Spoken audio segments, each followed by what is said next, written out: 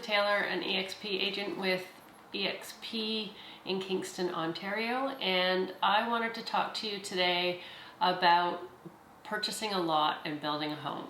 So I know that many of you are frustrated. If you're a buyer, unless you're very lucky, you are probably very frustrated with this market.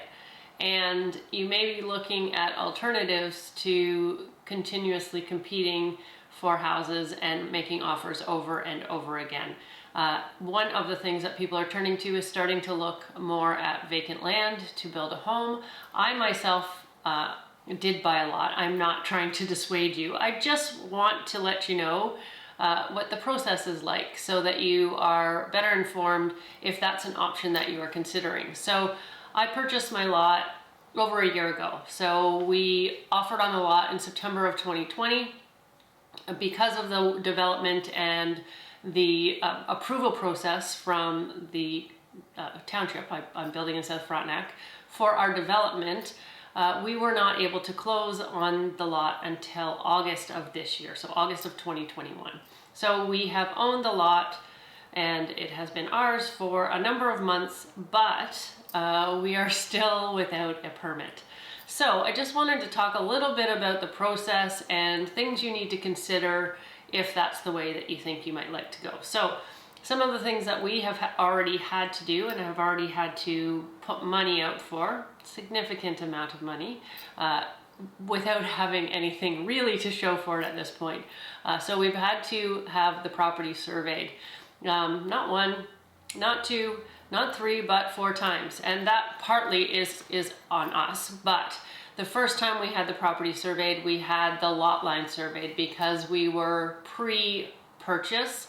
We were trying to determine where our actual lot lines are.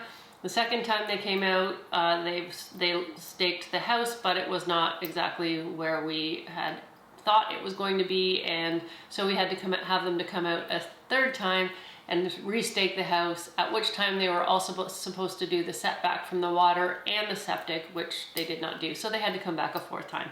So that was a bit of money. We have also had to hire a site planner because part of the permitting process, you're going to need to have a site plan, which would include the lot lines on the plan, where your house sits in relation to those lot lines, the orientation on the lot, and any outbuildings as well. The other thing that we have hired someone to do was we hired an engineering firm to do the drawings for our driveway. Because ours is a rural lot, our driveway is a little bit longer, and we had specific grading requirements, meaning we couldn't disturb over a certain percentage of our lot, which is fine, but we needed an engineer in order to do those drawings. So again, another firm that we've hired in order to get another thing done. And the permitting process itself, there are 16 things on the list for South Frontenac that you need to provide. I've set a couple of them already.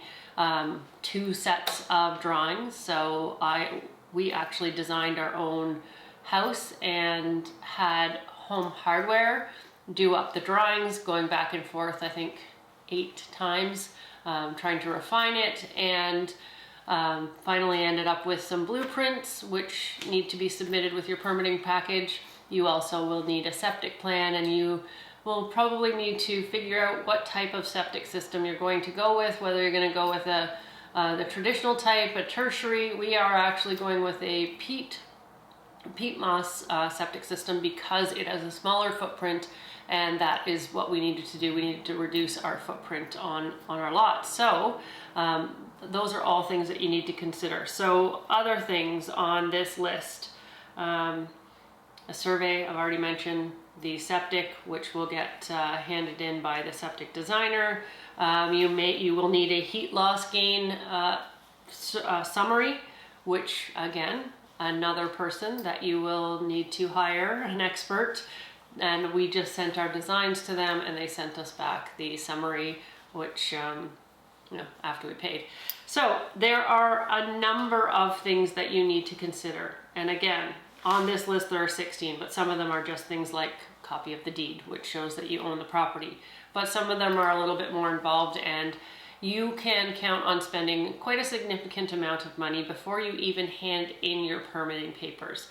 For the permitting costs, there's a flat fee or development charge of almost, well, 10,500, but then there's also a certain amount per cost of your home that is assessed. So you write down how much you expect your house is going to cost, and over the course of the last year, you can imagine that our estimated cost of our home build has gone up significantly with the cost of building materials.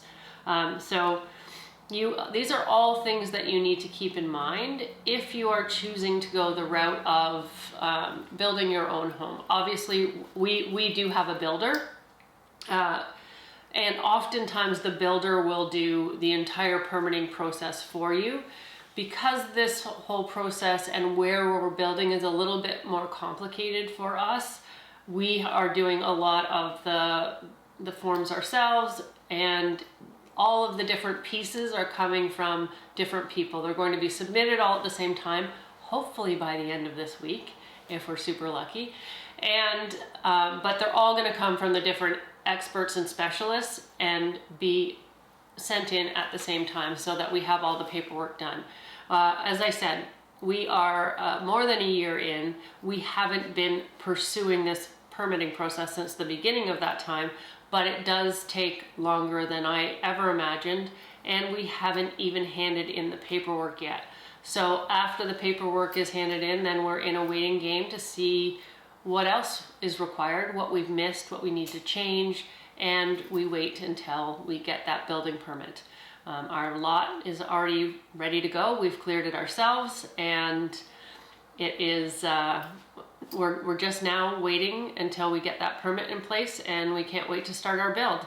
So if that's a route you want to go, talk to me. I've been down that road. I'm in the midst of it right now, and I can certainly help you figure out the answers to some of the questions.